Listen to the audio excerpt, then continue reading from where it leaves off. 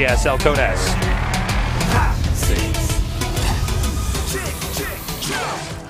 In the upper left, the champion of DreamHack Bucharest. He is Startail Life, 이승현.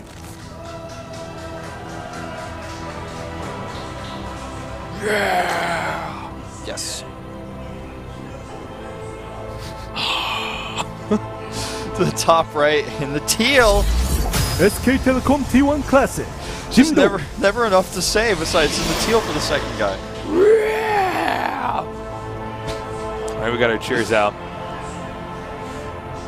All right, Vodafee. Yes.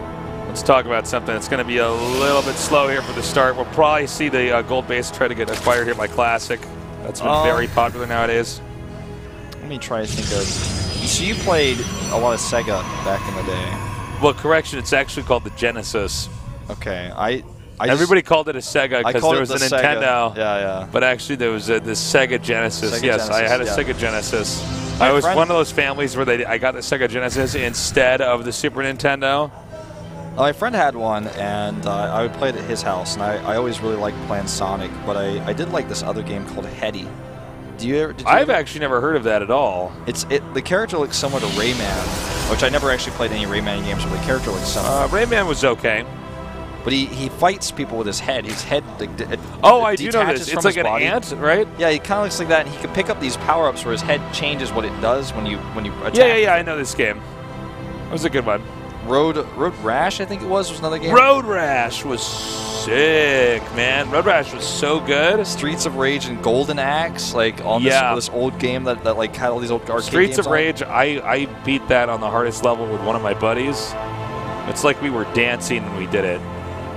Yeah, it's amazing when you. It's actually a really good game. Streets of Rage is like a really, really good game. Do they make any more Road Rashes? I know they had like one on PlayStation, but is that like a franchise they've brought back? Because you would think that would be something they could bring back now, motorcycle racing where you're still fighting the guys. Yeah, you like kick them off the bike and there's all these other things. I guess now we have stuff like Grand Theft Auto, so it's like kind of old news. You have these games where it's like you could do everything you want within the game, Yeah. But I wouldn't mind having like, going back and playing the Road Rash. Someone should let me know on Twitter if they were going to remake those.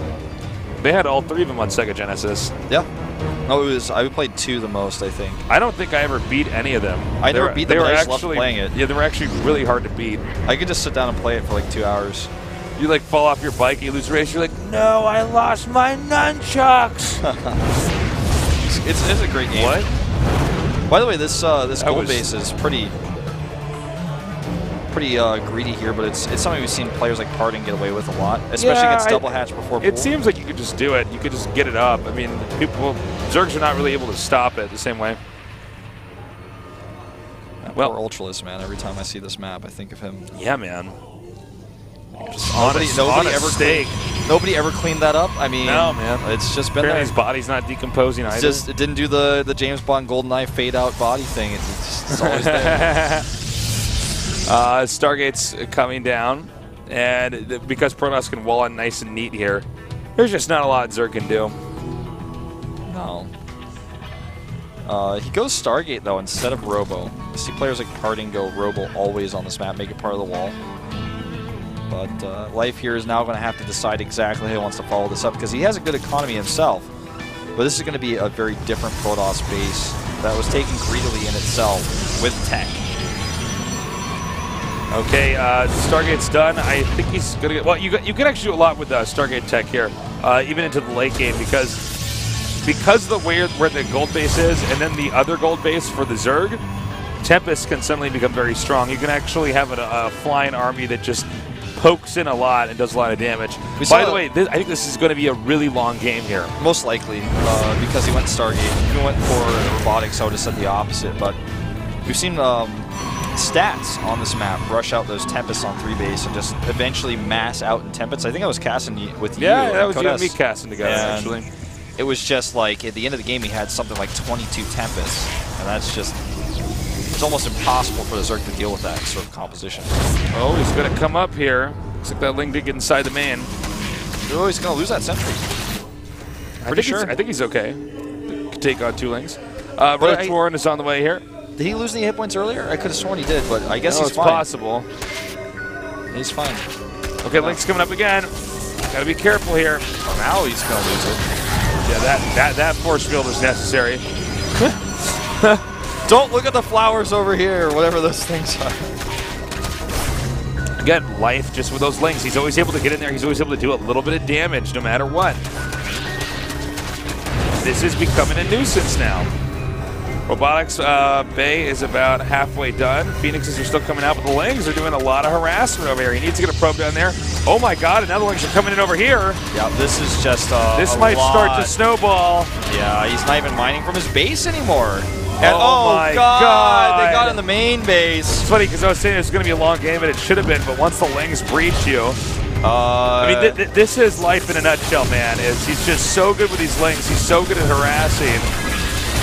Yep, his Lings are covered in grease or something. They just slide through everything. He like dunks them in butter or something. They slip right through. Let's see if this game could stabilize for him now. We've got a lot more Lings moving out everywhere. Well, there's no wall here still, unfortunately. And even with that Nexus cannon, I don't know. Also, the sentries are out in the open here. You gotta think there's a lot of probes being picked off here. I mean, even the fact that he has the gold base isn't enough because Life still has 3 bases with a lot of drones to make up for that. And that Nexus is getting lower and lower and lower. Now he's just gonna run up here and try to get the rest of these probes. Now he does have the sentries up here. Maybe he can actually recuperate. There's roaches here. The thing is, the Nexus cannon isn't going to last forever. And now he gets through here, unpowering the gateway as well. He needs to just target his Lings on the probes a little bit better, and he's pretty much golden. The funny thing is now he can back out. He can even go to the other base up here. Yeah, there's only 1 sentry here. This is what happens on this map sometimes if you lose control. Now he's going to be supply blocked after he loses this power. The Protoss can get the gold base up here, but they really cannot make any mistakes at all. Oh my god, he might have even been able to get up there and do damage there. Not clear if his opponent was actually watching. I think he was just waiting also to see if the Nexus cannon runs out. That one roach is going to make all the difference here. Well, what didn't get picked up. Well, Lings backing out now. 60 Lings actually out, by the way. A lot of probes lost here. Oh Life is using all his larva. Here we go. He's going to fight this. He gets more into the main. Down. More sentries down. I think he just lost the gold. I think he just lost the game. He lost the game. I think you're right. GG. GG. Okay, there you go. Life is just too good. He's got too much finesse early on, and it makes it really hard for even a player like Classic. We've seen this already with Classic a couple times. Classic has some hiccups early on in games. Yeah. Well, Life showed up late and is leaving early. Probably his shortest GOMTV yet. A frustrating moment for Classic. He played very well in the first 2 games. In the 3rd game, he fell apart. The punishment is he has to go up against another one of these badass Zergs in our 5th best-of-3, our final match. Yeah, and the question is, which one of these Zergs is it going to be? I mean, again, you said it well. No surprises here. Life gets out in 1st place. Obviously, just a step above everybody else right now. And he's not playing in Pro League that much, so I feel like some of these other players don't see him as often, but he's obviously doing well overseas. And yeah, he's a real force to be reckoned with. I think we're going to see this guy get pretty deep through this season here in Code S. We are going to take a short little break, and when we come back, we're going to go on to the losers match and see who's going to be first to be eliminated today in this group of the GSL.